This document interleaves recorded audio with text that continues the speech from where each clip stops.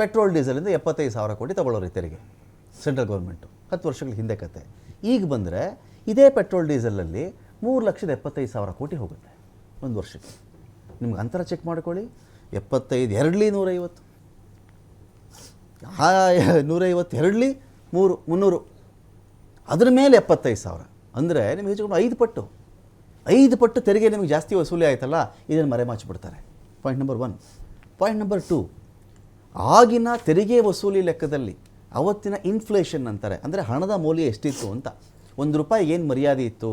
₹100 2004ನೇ ಇಸ್ವಿಲೋ 2006ನೇ ಇಸ್ವಿಯಲ್ಲೋ 2008ನೇ ಇಸ್ವಿಲೋ ಒಬ್ಬರು ಜೇಬಲ್ಲಿದ್ದರೆ ಅದಕ್ಕಿದ್ದ ತೂಕ ವೆಯ್ಟೇಜ್ ಏನಿತ್ತು, ಅದೇ ₹100ಗೆ 2024 ತೂಕ ಏನು? ಡಾಲರ್ ಎದುರುಗಡೆ ರೂಪಾಯಿ ಎಷ್ಟು ಮರ್ಯಾದೆಯನ್ನು ಕಳೆದುಕೊಂಡಿದೆ? ಈ ಲೆಕ್ಕಾಚಾರ ಹಾಕಲ್ಲ. ನೋಡ್ರಿ, ಅವ್ರು ಮನಮೋಹನ್ ಸಿಂಗ್ ಅವ್ರು ಬರೀ 60,000 ಕೋಟಿ ಕೊಟ್ಬಿಟ್ಟಿದ್ರು, ಇವ್ರು ನೋಡ್ರಿ 2 ಲಕ್ಷ ಕೋಟಿ ಕೊಟ್ಟಿದ್ದಾರೆ, 2.5 ಲಕ್ಷ ಕೋಟಿ ಕೊಟ್ಟಿದ್ದಾರೆ. ಏನ್ರಿ ಇದು? ನೋಡಿದ್ರೆ ಇವರೇ ಗ್ರೇಟ್ ಅಲ್ವಾ? ಇಲ್ಲಿ ಮಿಸ್ ಆಗೋ ಲಿಂಕ್ ಏನು ಹೇಳಿ? ಮಿಸ್ಸಿಂಗ್ ಲಿಂಕ್ ಏನು? ಪಾರ್ಟಿ ಯಾವುದಾದ್ರು ಇಲ್ಲ ರೀ, ಮಿಸ್ಸಿಂಗ್ ಲಿಂಕ್ ಇಷ್ಟೇ.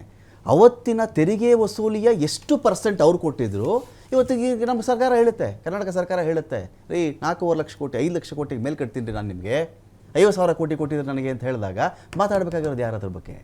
ಇಲ್ಲಿ ಪರ್ಸೆಂಟೇಜ್ ಮಾತಾಡಬೇಕು.